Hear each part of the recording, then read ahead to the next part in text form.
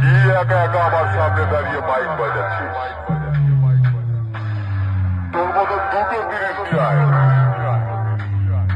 তাতেও আমার কিচ্ছু করতে পারবি না। আমি খানপুরের সাউন্ড সেন্টার ওরফে বোঝা। কি একা একা আমার সামনে দাঁড়িয়ে মাইক বাজাচ্ছিস? তোর মতো দুটো জিনিস চাই,